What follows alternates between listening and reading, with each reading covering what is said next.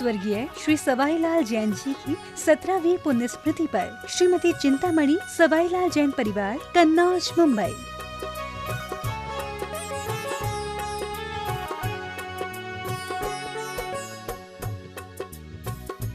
श्री प्रमाण सागर जी महाराज की जय जय जय। बोलिए परम पूज्य 100 वर्षीय रह सागर जी महाराज की जय जय जय।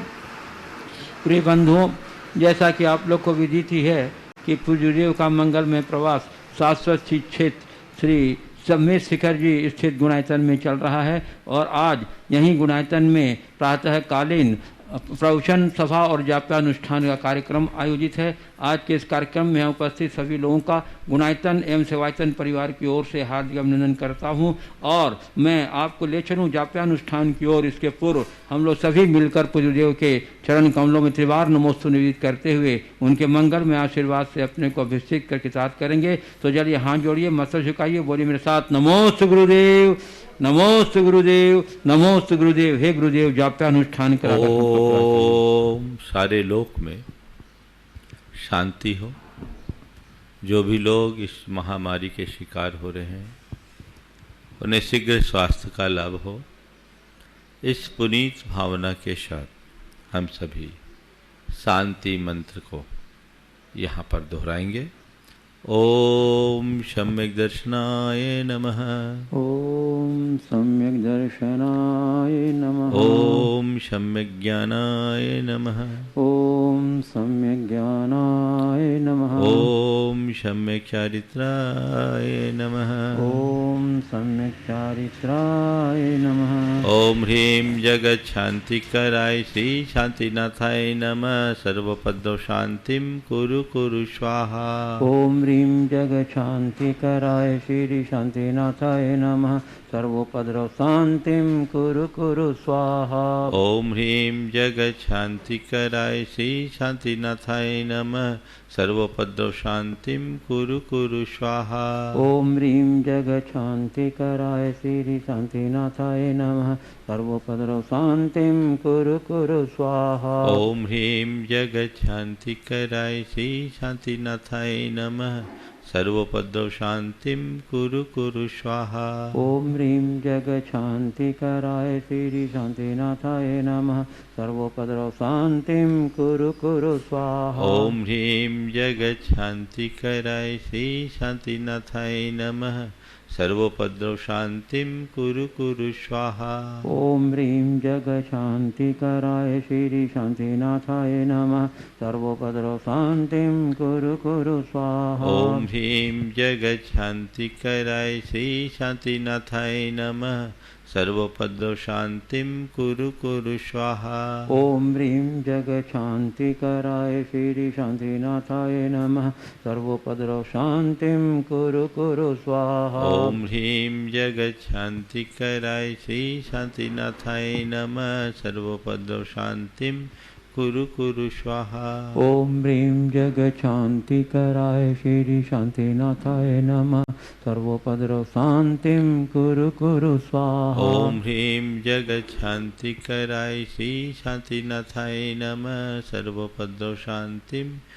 कुरु स्वाहा। ओम ह्रीं जगत शांतिकराय श्री शांतिनाथाय नमः। सर्वोपद्रव शांतिं कुरु कुरु स्वाहा। ओम ह्रीं जगत शांतिकराय श्री शांतिनाथाय नमः। सर्वोपद्रव शांतिं कुरु कुरु स्वाहा। ओम ह्रीं जगत शांतिकराय श्री शांतिनाथाय नमः। सर्वोपद्रव शांतिं कुरु कुरु स्वाहा। ओम ह्रीं जगत शांतिकराय श्री शांतिनाथाय नमः। सर्वोपद्रव शांतिं कुरु कुरु स्वाहा। ओम ह्रीं जगत शांतिकराय श्री शांतिनाथाय नमः। सर्वोपद्रव शांतिं कुरु कुरु स्वाहा। ओम ह्रीं जगत शांतिकराय श्री शांतिनाथाय नमः। सर्वोपद्रव शांतिं कुरु कुरु स्वाहा। ओम ह्रीं जगत शांतिकराय श्री शांतिनाथाय नमः। सर्वोपद्रव शांतिं कुरु कुरु स्वाहा। ओम ह्रीं जगत शांतिकराय श्री शांतिनाथाय नमः। सर्वोपद्रव शांतिं कुरु कुरु स्वाहा। ओम ह्रीं जगच्छान्तिकराय श्री शांतिनाथाय नमः।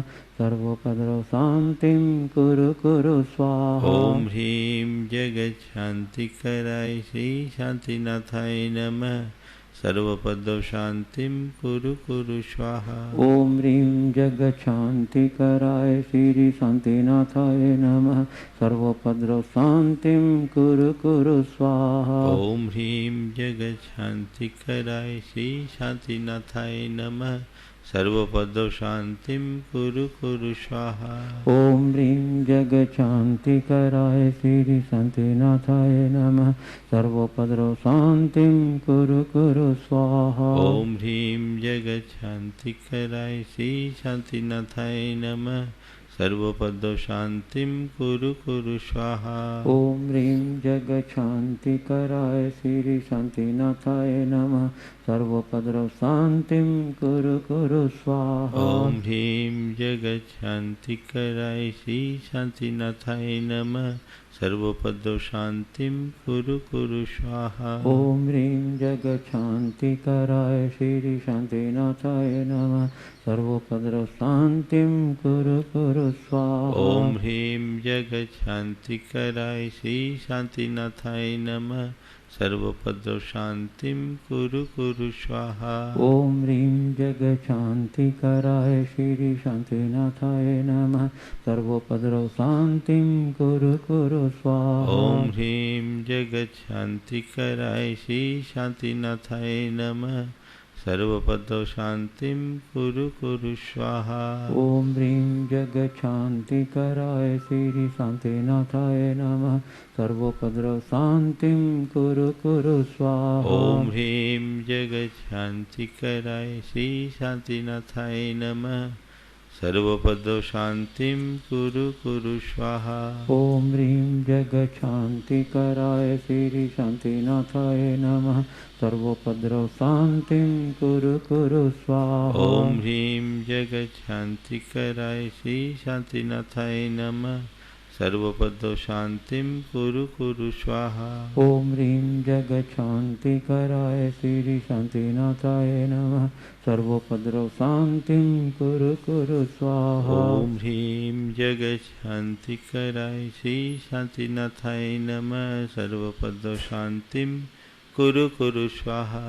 ओम ह्रीं जगच्छान्तिकराय श्री शांतिनाथाय नमः। सर्वोपद्रव शांतिं कुरु कुरु स्वाहा। ओम ह्रीं जगच्छान्तिकराय श्री शांतिनाथाय नमः। सर्वोपद्रव शांतिं कुरु कुरु स्वाहा। ओम ह्रीं जगच्छान्तिकराय श्री शांतिनाथाय नमः। सर्वोपद्रव शांतिं कुरु कुरु स्वाहा। ओम ह्रीं जगच्छान्तिकराय श्री शांतिनाथाय नमः। सर्वोपद्रव शांतिं कुरु कुरु स्वाहा। ओम ह्रीं जगच्छान्तिकराय श्री शांतिनाथाय नमः। सर्वोपद्रव शांतिं कुरु कुरु स्वाहा। ओम ह्रीं जगच्छान्तिकराय श्री शांतिनाथाय नमः। सर्वोपद्रव शांतिं कुरु कुरु स्वाहा। ओम ह्रीं जगच्छान्तिकराय श्री शांतिनाथाय नमः। सर्वोपद्रव शांतिं कुरु कुरु स्वाहा। ओम ह्रीं जगच्छान्तिकराय श्री शांतिनाथाय नमः। सर्वोपद्रव शांतिं कुरु कुरु स्वाहा। ओम ह्रीं जगच्छान्तिकराय श्री शांतिनाथाय नमः। सर्वोपद्रव शांतिं कुरु कुरु स्वाहा। ओम ह्रीं जगच्छान्तिकराय श्री शांतिनाथाय नमः। सर्वोपद्रव शांतिं कुरु कुरु स्वाहा। ओम ह्रीं जगच्छान्तिकराय श्री शांतिनाथाय नमः। सर्वोपद्रव शांतिं कुरु कुरु स्वाहा। ओम ह्रीं जगच्छान्तिकराय श्री शांतिनाथाय नमः। सर्वोपद्रव शांतिं कुरु कुरु स्वाहा। ओम ह्रीं जगच्छान्तिकराय श्री शांतिनाथाय नमः। सर्वोपद्रव शांतिं कुरु कुरु स्वाहा। ओम ह्रीं जगच्छान्तिकराय श्री शांतिनाथाय नमः। सर्वोपद्रव शांतिं कुरु कुरु स्वाहा।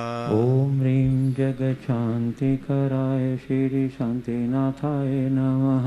सर्वोपद्रव शान्तिं कुरु कुरु स्वाहा। ओम सम्यक दर्शनाय नमः। ओम सम्यक दर्शनाय नमः। ओम सम्यक ज्ञानाय नमः। ओम सम्यक ज्ञानाय नमः। ओम सम्यक चारित्राय नमः।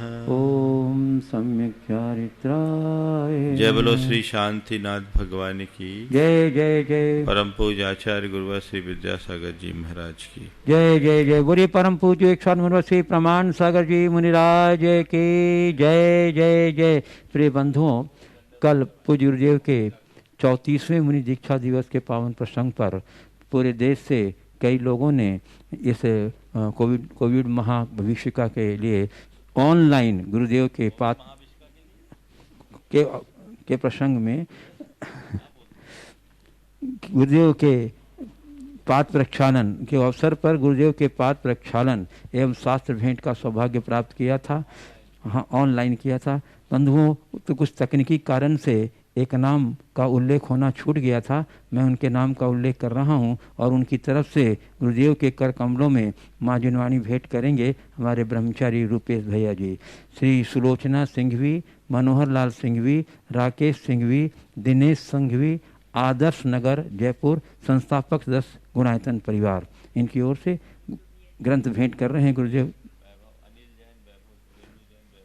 और दूसरे हैं श्री वैभव, अनिल जैन, रेणु जैन और वैभव जैन, गुड्डू परिवार और आकांक्षा जयपुर, इनकी ओर से भी हमारे ब्रह्मचारी रूपेश भैया जी गुरुदेव के कर कमलों में माँ जिनवाणी भेंट कर रहे हैं। हम सभी खास भेंट करताओं के सौभाग्य की सराहना करते हैं। चलिए मैं आपको ले चलूँ प्रवचन की ओर। उसके पूर्व हम लोग सभी मिलकर गुरुदेव के चरण कमलों में त्रिवार नमोस्तु निवेदित करते हुए उनके मंगल में आशीर्वाद से अपने को अभिषेक कर किताब करेंगे।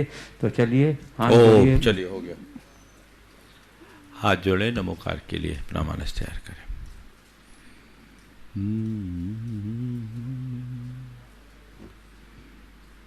नमो अरिहन्ताणं।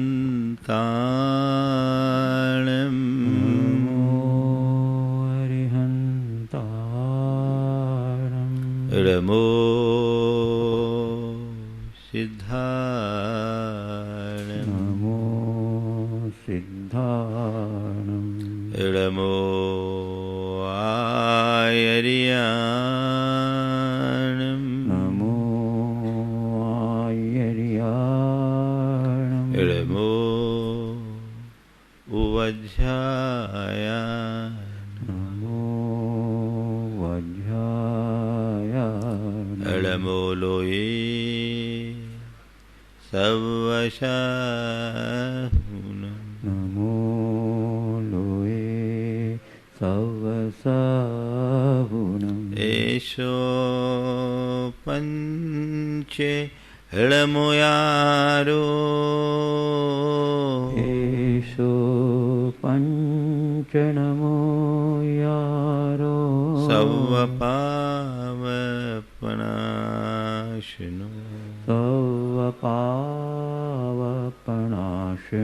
मङ्गलाळं च सवेशि। मङ्गलाळं च सवेशि। पढ़मं होय मंगलम्। पढ़मं होय मंगलम्। जय बोलो देवादिदेव 1008 श्री भगवान महावीर स्वामी की जय जय जय। अहिंसा परमो धर्म की जय जय जय। परम पूज्य आचार्य गुरुवर श्री विद्यासागर जी महाराज की जय जय जय। सागर जी महाराज की जय। मुनिवर शहर सागर जी महाराज की जय। भगवान महावीर के द्वारा प्रतिपादित सूत्रों की चर्चा हम सब कर रहे थे। भगवान महावीर ने हमारे जीवन के लिए जो दिशा और दृष्टि दी है, यदि उसे ठीक तरीके से आत्मसात कर लिया जाए तो हम अपने जीवन को चमत्कृत कर सकते हैं। विगत दिनों मैंने बात की थी सामाजिक क्षमता की। वैश्विक और सामाजिक दृष्टि से उसकी बहुत बड़ी आवश्यकता है, लेकिन भगवान महावीर की देशना में क्षमता को सबसे ज़्यादा बल दिया। वे कहते हैं क्षमता को भजो, सच्चे अर्थों में देखा जाए तो समता ही धर्म है। चित्त की स्थिरता से प्रकट होती है। भगवान कहते हैं सामाजिक क्षमता तो सामाजिक व्यवस्थाओं को ठीक करती है, लेकिन आध्यात्मिक क्षमता हमारे अंदर की अवस्था को ठीक करती है। जीवन में यदि हर पल जीवन का रस लेना है तो क्षमता का आनंद लो। मानसिक रूप से अपने आप को तैयार रखें। ये वही कर सकता है जो जीवन और जीवन की व्यवस्था को ठीक तरीके से जानता है।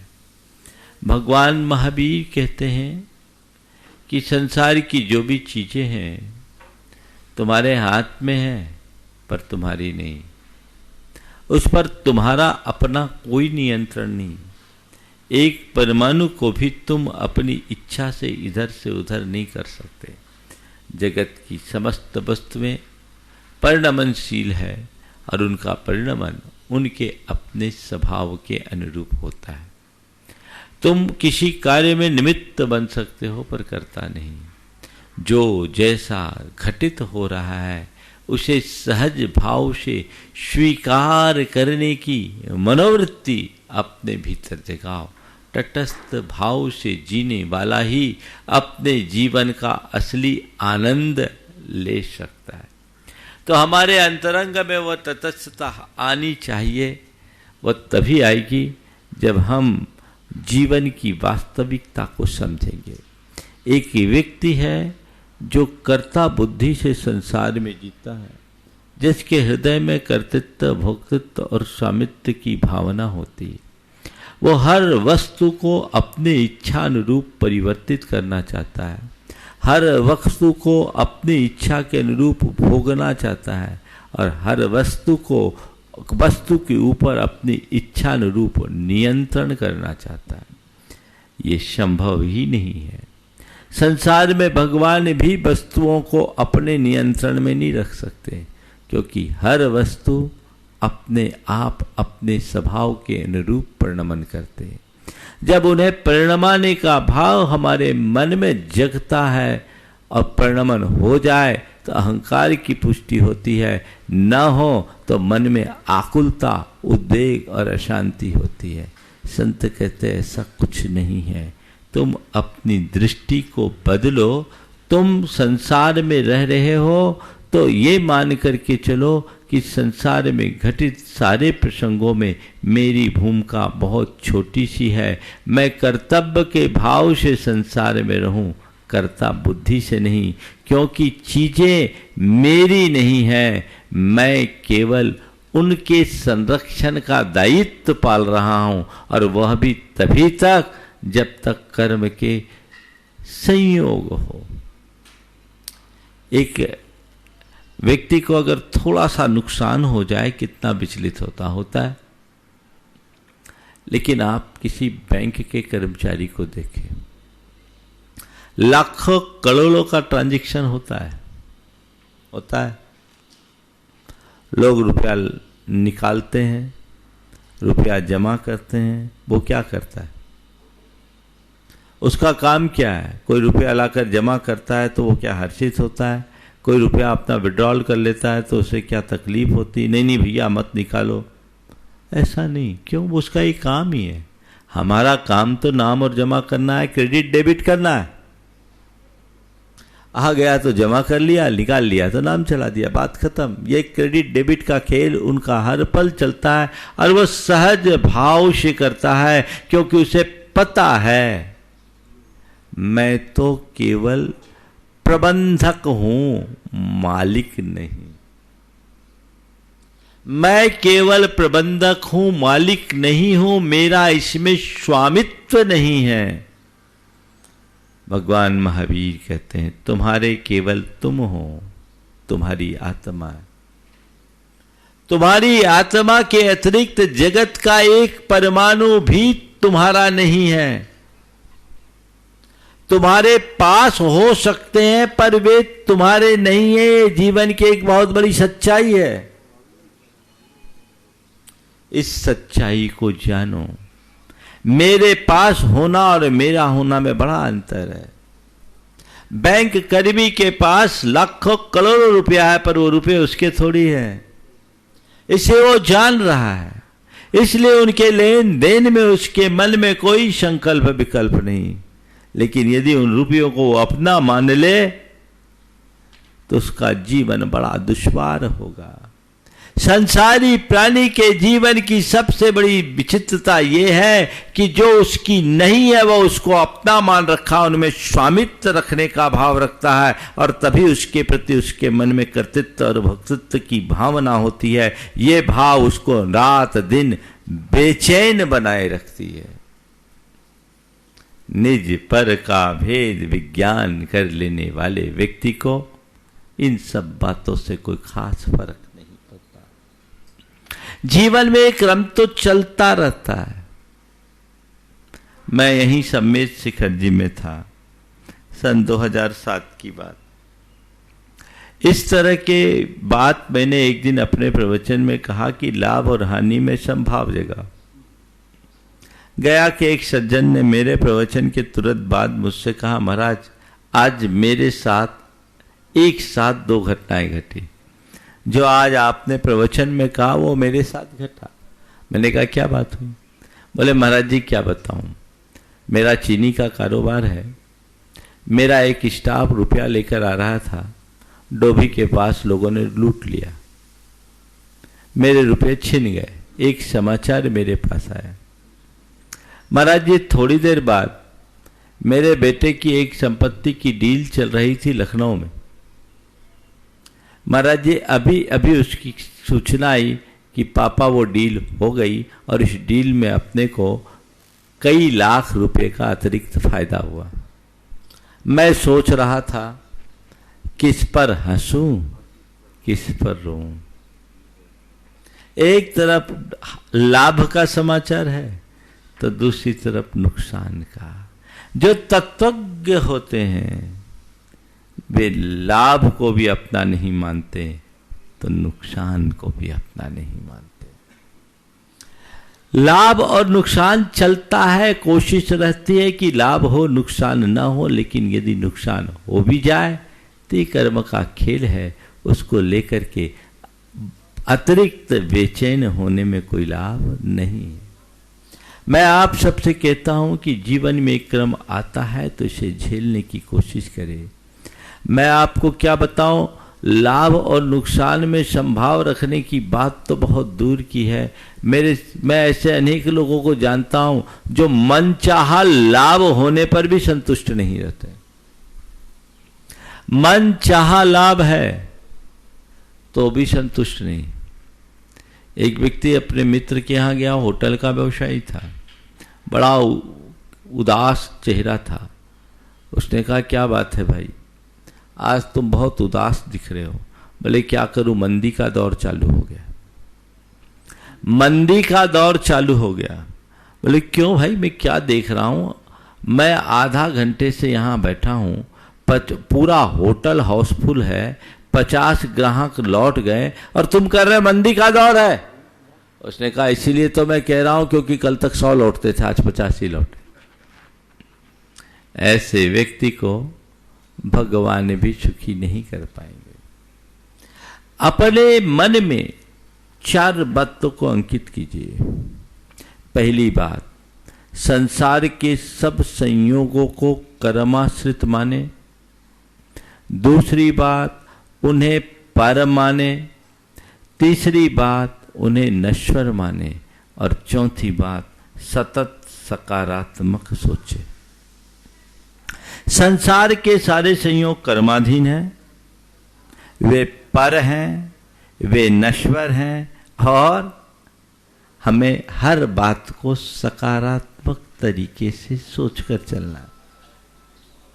जो मेरी नहीं है जिस पर मेरा नियंत्रण नहीं है उसको लेकर ज्यादा रोना धोना किस काम का। जो क्षण में मिट जाने वाला है उसको लेकर परेशान होने से क्या फायदा। ये आध्यात्मिक दृष्टिकोण होना चाहिए। और साथ में यदि ऐसा कुछ हो जाए तो उसे सकारात्मक दृष्टि से देखो। जिसकी सोच सकारात्मक होती है वो नुकसान को भी नसीहत मानते हैं। मेरे संपर्क में एक सज्जन को एक बड़ा नुकसान हुआ। उसका मित्र मेरे पास आया, उसने आप घटना सुनाते हुए कहा, महाराज अमुक को बड़ा नुकसान हो गया है, मैं चाहता हूं कि ऐसी घड़ी में आपका थोड़ा आशीर्वाद हो जाए। महाराज जी मैं आपके समक्ष बैठकर आपका संदेश वहां पहुंचाता हूं, आप उनको आशीर्वाद दे दोगे तो उनका मनोबल ऊंचा हो जाएगा। उसने मेरे सामने फ़ोन लगाया और फ़ोन लगाकर कहा कि मैंने महाराज जी को तुम्हारी सारी बातें बता दी है और महाराज जी ने तुम्हें आशीर्वाद दिया, धीरज रखो। उस व्यक्ति ने जो बात कही वो सुनने लायक। उन्होंने कहा इन सब बातों को गुरुदेव को बताने की जरूरत नहीं है, यह सब तो चाल तो रवा है।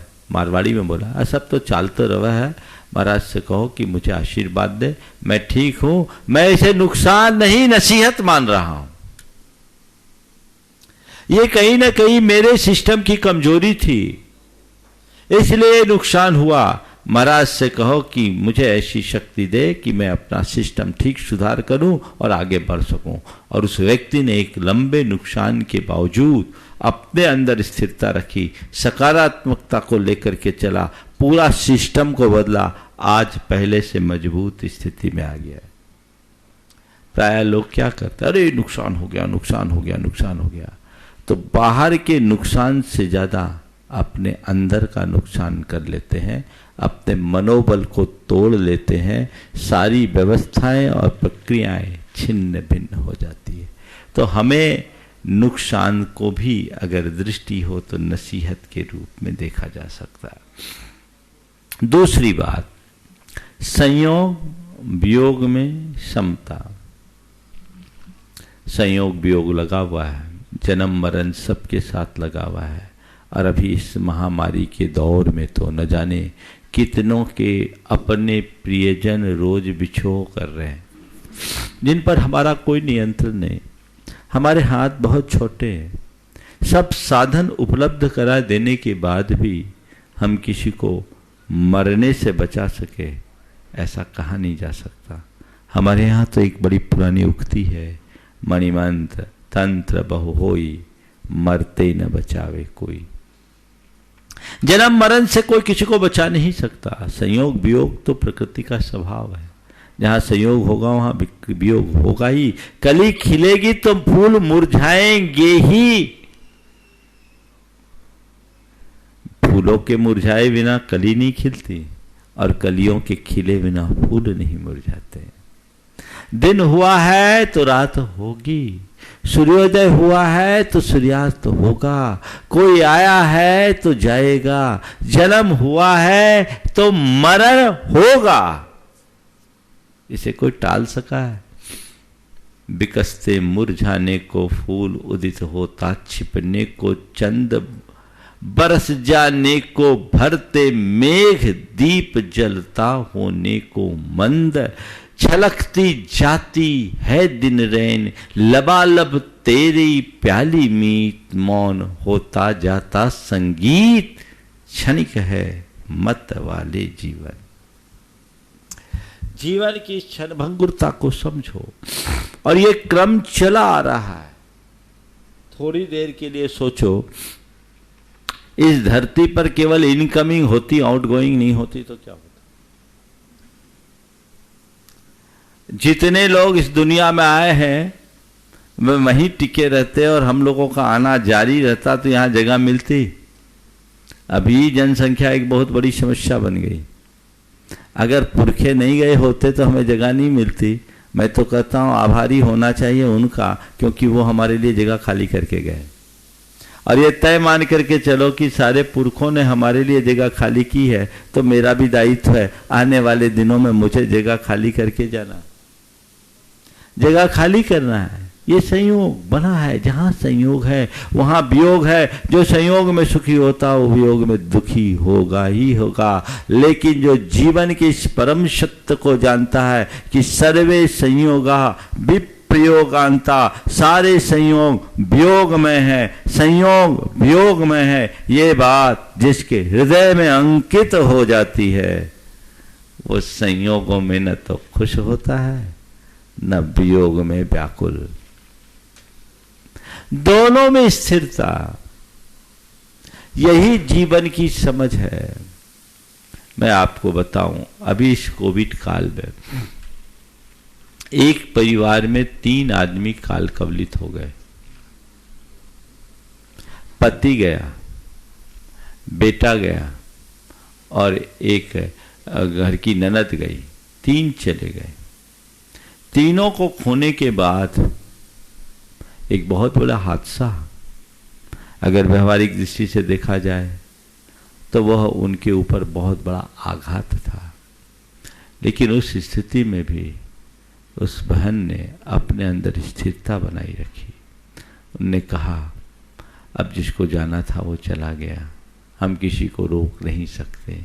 हम तो ये मानते हैं कि उनका और हमारा इतने ही दिनों का साथ था, जाने का हमें दुख नहीं है। बस एक ही बात का मन में थोड़ा सा विकल्प शेष रह गया कि काश यदि सामान्य दिनों की बात होती तो जाते जाते वे भगवान का स्मरण तो कर सकते थे, नमोकार तो जप सकते थे, हम उन्हें संबोधन तो दे सकते थे। लेकिन स्थिति ऐसी थी, कोविड के कारण हम उन्हें देख भी नहीं पाए। हमें तो केवल अस्पताल से सूचना मिली। ये संयोग है, लगा रहा है, लगा रहता है। एक ये दृष्टि है और एक दृष्टि ये है जो थोड़े से वियोग को बर्दाश्त न कर पाने से डिप्रेशन के भी शिकार हो जाते हैं। बहुत लोग हैं। अपने आप को बचाओ। जो चीजें हमारे नियंत्रण से बाहर है उसे स्वीकार कर लेने में ही हमारी भलाई है। वहां समर्पित हो जाओ, सहज भाव से स्वीकार कर लो कि भैया ऐसा ही होना था, जो होना था सो हो गया। इसके अलावा और कोई रास्ता नहीं है। मैं भावना भाता हूं कि सभी के जीवन में अनुकूल संयोग बने रहे, लेकिन यदि किसी वजह से कोई संयोग बिगड़ता है तो उसे सहने की ताकत अपने भीतर विकसित करना चाहिए। आप लोग मेरी भावना में नित्य ये बोलते हैं, होकर सुख में मग्न न फूलूं, दुख में कभी न घबराऊं, इष्ट वियोग अनिष्ट योग में सहनशीलता दिखलाऊं। मैं सुख में मग्न होकर के फूलूं नहीं और दुख में कभी घबराऊं नहीं। इष्ट का वियोग हो या अनिष्ट का योग हो, मैं इनमें सहनशीलता दिखलाऊं। इनमें मुझे सहनशीलता दिखलानी चाहिए। ये भी अगर मनुष्य के भीतर आध्यात्मिक दृष्टि हो, कर्म संयोगों को जानता हो, उसको ये मालूम हो कि संसार के सारे संयोग कर्माधीन है, पर है, नश्वर है, और उसकी सोच थोड़ी सकारात्मक हो तो संयोग वियोग में वो विचलित नहीं होगा। एक व्यक्ति का इकलौता बेटा तालाब में तैरते हुए डूब गया। पति उस समय गांव से शहर गया हुआ था। गांव वालों ने घर में सूचना दी, मृत काया को लाकर रखा गया। पत्नी ने सुना, जैसे ही समाचार मिला उसने एक बार आसमान की ओर देखकर कुछ बुदबुदाया और गांव वालों से कहा, ठीक है बेटे की इस काया को आप यहाँ रख दो। और उस पर उसने एक चादर ढाल दी और कहा भी थोड़ी देर में इसके पिता आएंगे, फिर आप सबको सूचना देंगे, इनका अंतिम संस्कार होगा। दरवाजे पर आकर बैठ गई। पति लौटा, अंदर जाने से पहले बोला, ये भीतर जाने के पहले मेरे एक सवाल का जवाब दो। क्या बात है? बोले किसी ने मुझे 25 साल पहले कोई रत्न दिए थे, आज वो वापस मांगने आया, हमें क्या करना है?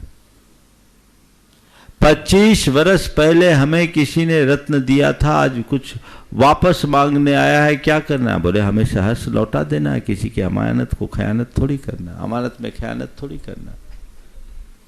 ठीक है, चलो अंदर। अंदर गई, बेटे के शरीर से चादर उठाई और कहा देखो, विधाता ने आज से 25 वर्ष पहले हमें यही रत्न धरोहर के रूप में दिया था, आज वो वापस ले रहा है, तो हमें उसे सहर्ष लौटाना चाहिए। स्थिर बन गए। बस इतनी ही तो दृष्टि विकसित करनी है कि संसार के सारे संयोग कर्म के धरोहर है, मेरे नहीं है, मेरे पास भले हो, कर्माधीन है, मेरे नहीं है। तुम कितना भी मेरे मेरे मेरे की रटना रटो, तुम उन्हें पा नहीं सकते, तुम्हारे ऊपर नियंत्रण नहीं है। इस सच्चाई को जानने वाला व्यक्ति विषमतम परिस्थितियों में भी अपनी स्थिरता बनाए रखता है। मन में स्थिरता बना करके चलना चाहिए। जीवन की सच्चाई को समझने वाले लोग कभी विचलित नहीं होते और इनसे अनभिज्ञ लोग कभी स्थिर नहीं होते।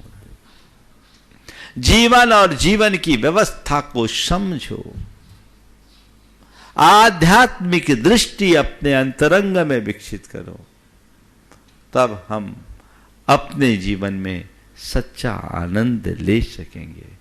आप लोग अंततः स्वीकारते हो हार कर, अरे भैया क्या करे, अब चलो, हमारे तो कर्म ही फूटे थे। तो कर्म अच्छे किसके? सबके फूटे, वो एक दिन फूटता है। लास्ट में जो बात आप एक्सेप्ट करते हो, यदि प्रारंभ में ही उसे स्वीकार कर लो तो सारी माथापच्ची खत्म, सारी माथापच्ची खत्म। फिर ज्यादा कुछ कहने और करने जैसी बात शेष नहीं रहेगी। तो हमें प्रारंभ से चीजों को ठीक तरीके से समझने की कोशिश करना चाहिए और उसी अनुरूप अपने जीवन व्यवहार को आगे बढ़ाने की कोशिश करना चाहिए। तीसरी बात, जय पराजय या मान अपमान में स्थिरता। आज लोग यहाँ बहुत कम स्थिरता रख पाते हैं। मान मिलता है फूल जाते हैं, अपमान मिलता है अंदर से एकदम क्षुब्ध हो उठते हैं, जीत मिलती है जश्न मनाते हैं, हार हो जाए तो मन तोड़ लेते हैं। अरे भाई, ये संसार है। जैसे कोई खेल होता है तो खेल में एक की जीत एक की हार सुनिश्चित होती है, इधर जीत तो इधर हार, उसे कोई रोक नहीं सकता।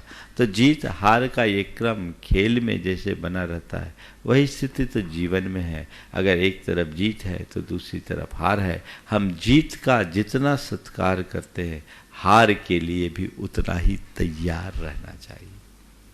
हार का भी सामना करने के लिए तैयार होना चाहिए। हार जाओ तो हिम्मत मत हारो। आज हार है तो हार के बाद जीत होगी, जीत है तो जीत के बाद हार होगी। ये स्थिति अपने अंदर होनी चाहिए। और ऐसी क्षमता, स्थिरता जिसके मन में जम जाती है, उसका जीवन निहाल होता है।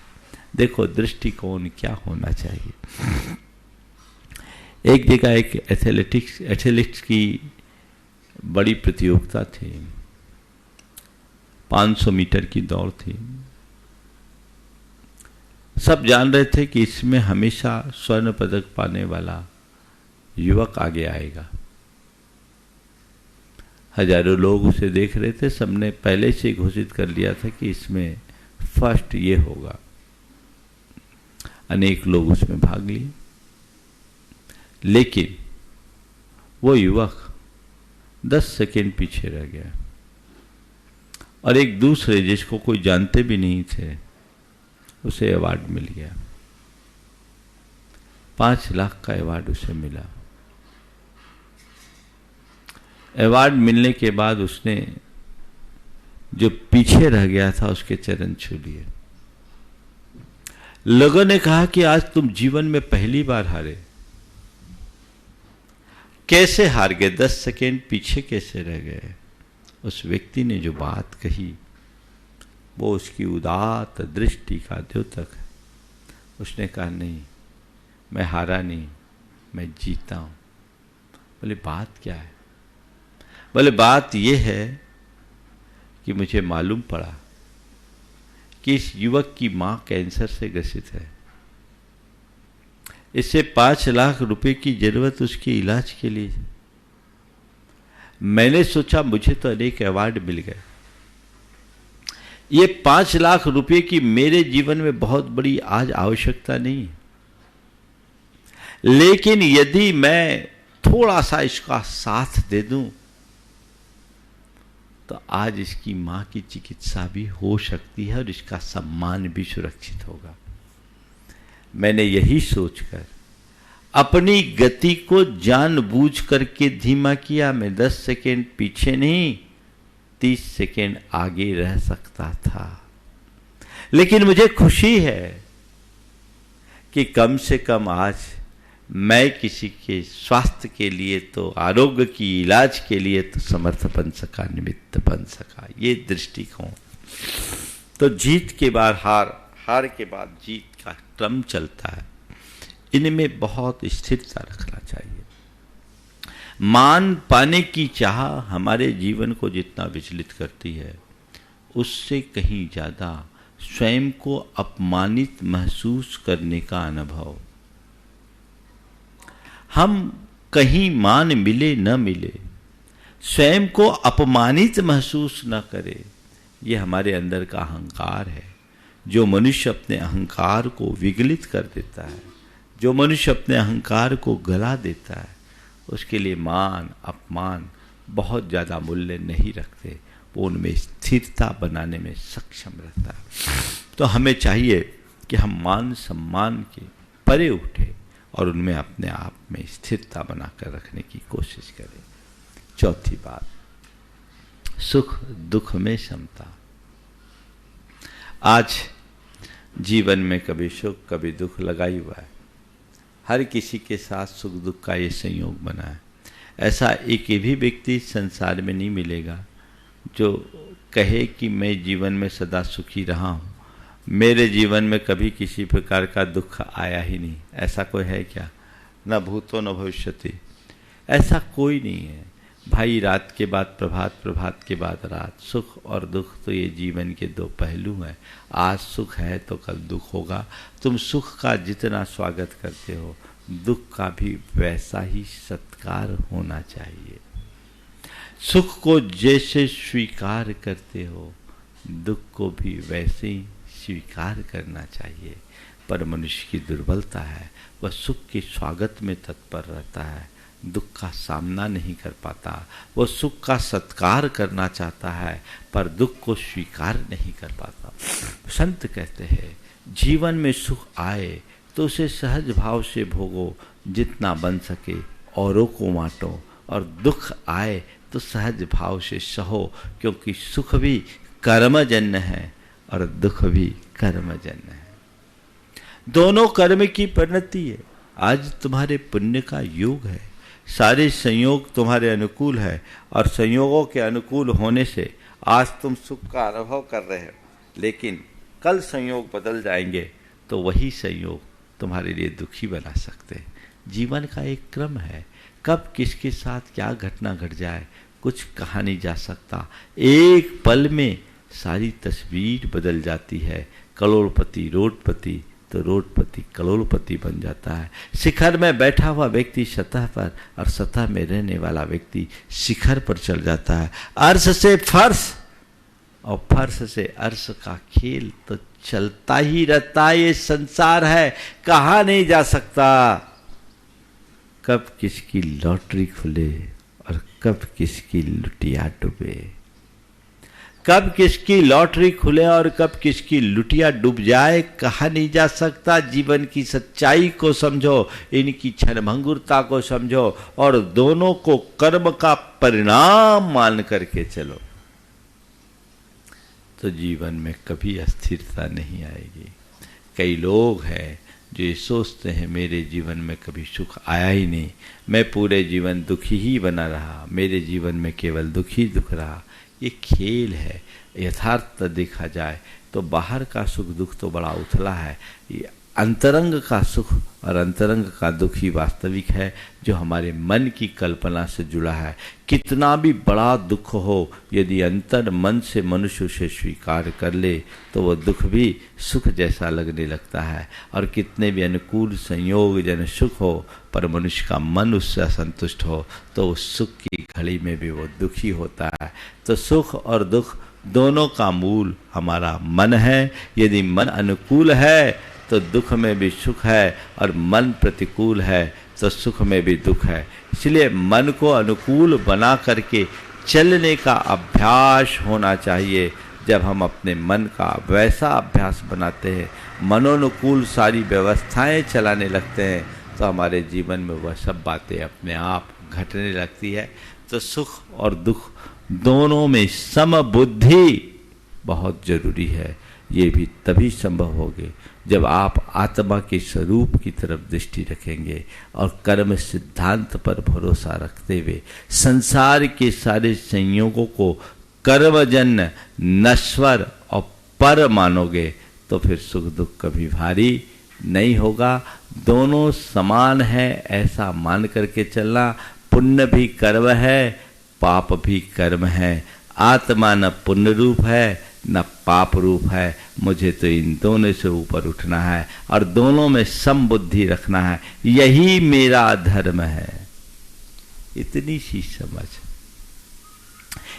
सी समझ अगर अंतरंग में आ जाए तो फिर ज्यादा कुछ उपदेश देने की जरूरत नहीं पड़ेगी। वहां अपने अंदर स्थिरता होना चाहिए। राजा भोज के दरबार में एक विचित्र सा व्यक्ति पहुंचा जो बड़ा फटेहाल था। द्वारपालों से उसने संदेश भिजवाया कि जाओ राजा से कहो कि आपका भाई आपसे मिलने आए। सबको बड़ा आश्चर्य हुआ। उसकी फटेहाल दशा को देखकर लोगों को आश्चर्य हुआ कि ये राजा का भाई कैसे रहा। लेकिन उसके मुख में तेज था, दशा फटेहाल थी। उसने बड़े दृढ़ शब्दों में कहा कि जाओ राजा से कहो कि आपका भाई आपसे मिलने आए। राजा तक सूचना पहुंचाई गई। राजा को भी बड़ा आश्चर्य हुआ। राजा ने आश्चर्य और उत्सुकता के साथ उसे बुलाया। जैसे ही वो दरबार में आया, राजा उसे पहचानने की कोशिश करने लगा कि तभी आगंतुक व्यक्ति ने कहा, मुझे मालूम था तुम मुझे नहीं पहचानोगे, पर मैं तुम्हें अच्छे से पहचानता हूं। मुझे मालूम था कि तुम मुझे नहीं पहचानोगे, पर मैं तुम्हें अच्छे से पहचानता हूं। राजा ने कहा, तुम मेरे भाई कैसे? बोले, मैं बता ही देता हूं, मैं बता ही देता हूं। बोले, क्या है? बोले, आपदा मम मातासी संपदा तथैव तम आपद संपत्त्यो भगिन्यो तस्मात् अवाम सहोदरो। राजन, तुम नहीं जानते, मेरी मां का नाम आपदा है और तुम्हारी मां का नाम संपदा है। मेरी मां आपदा है, तुम्हारी मां संपदा। आपदा और संपदा दोनों सगी बहनें। तो हम दोनों मौसेरे भाई हुए कि नहीं हुए? राजा को बात समझ में आ गई। राजा ने ध्यान से देखा तो देखा आगंतुक कोई और नहीं, कालिदास था, जो भेष बदल कर राजा को तत्वबोध देने के लिए आया था। मुझे पता नहीं ये घटना कब घटी, लेकिन इससे जीवन की सच्चाई जरूर प्रकट होती है कि अनुकूल हो या प्रतिकूल, सुख हो या दुख, संपत्ति हो या विपत्ति, दोनों को कर्म का परिणाम समझो, दोनों में संभाव रखने की कोशिश करो। यही जीवन का सार है। यदि ये हमने हासिल कर लिया तो संसार में हम कभी दुखी नहीं हो सकते, और इसको स्वीकार नहीं कर पाए तो कभी हम सुखी नहीं हो सकते। इसलिए दोनों के प्रति समता का भाव अपने अंतरंग में जागृत करने का प्रयास होना चाहिए। ये भगवान महावीर की देशना का सार है। ऐसी आध्यात्मिक दृष्टि हम जितनी तत्परता से विकसित करते हैं, हमारे जीवन का पथ उतनी ही शीघ्रता से प्रशस्त होगा। तो हम निरंतर अपने जीवन को वैसा बनाने और बढ़ाने की कोशिश में लगे जिससे हम जीवन का पथ प्रशस्त कर सके, हर पल जीवन का रस ले सके, हर पल जीवन का आनंद ले सके। जैसा कल मैंने दिन देखा वैसा आज भी भोग ले। अगर ऐसी स्थिति होगी तो सुख में अभिमान नहीं होगा, आसक्ति नहीं होगी और दुख में आकुलता नहीं, हीनता का भाव नहीं होगा। ये दोनों चीज़ें जीवन में होनी चाहिए। अधिकतर लोग सुख में अभिमानी हो जाते हैं या आसक्त हो जाते हैं, दुख में आकुल होते हैं, उनके अंदर हीनता की भावना आ जाती है। ये दोनों की दोनों दुर्बलता है। मैं ऐसे अनेक लोगों को जानता हूँ जो आज काफ़ी ऊंचाई को छुए हैं, पर वो कहते महाराज मेरी दृष्टि में सदैव मेरी शुरुआत है। मैंने अपने कैरियर की शुरुआत क्या की, कहाँ से की, वो मुझे मेरी औकात दिखती है। तो मुझे लगता है कल मैं वहाँ से यहाँ आया हूँ तो आज यहाँ से वापस वहाँ भी जा सकता हूँ। किसका अभिमान, किसकी आसक्ति, जो है उसका उपयोग करूं, जो है उसका उपभोग करूं और अपने जीवन का पथ प्रशस्त करूं। यही दृष्टिकोण अपने मन में बना करके चलना चाहिए। और ऐसा दृष्टिकोण यदि हमारे जीवन का स्थायी दृष्टिकोण बन जाए तो हमारे जीवन में एक अलग प्रकार की अनुभूति प्रकट हो जाए। बंधुओं, जीवन की जितनी भी समस्याएं हैं वो हमारी है, तो उसका समाधान भी हमें ही निकालना होगा, कोई दूसरा नहीं निकाल सकता। इसलिए अपने अंदर वैसे समाधान की वृत्ति को जगाने का सत्पुरुषार्थ हमें निरंतर करते रहना चाहिए, जिससे जीवन के सार तत्व को प्राप्त किया जा सके। कल सभी ने भगवान महावीर की जयंती को मनाई। आज ज़रूरत है पूरे विश्व के लोगों को भगवान महावीर के संदेशों को आत्मसात करें, ताकि अपने जीवन में शांति और सद्भावना को उद्घाटित कर सके। हम भी भगवान महावीर के जीवन आदर्शों के अनुरूप अपने जीवन को आगे बढ़ा सके और अपना जीवन सार्थक कर सके। इस महामारी के दौर में जो लोग भी बीमारी से जूझ रहे हैं उन सब के लिए हमारा आशीर्वाद है। वे अपने मन को मजबूत बनाए रखें, मन को टूटने से बचाएं। कर्म का योग आया है। इस कार्यक्रम के पुण्यार्चक थे स्वर्गीय श्री सवाईलाल जैन जी की 17वीं पुण्य स्मृति पर श्रीमती चिंतामणि सवाईलाल जैन परिवार, कन्नौज, मुंबई।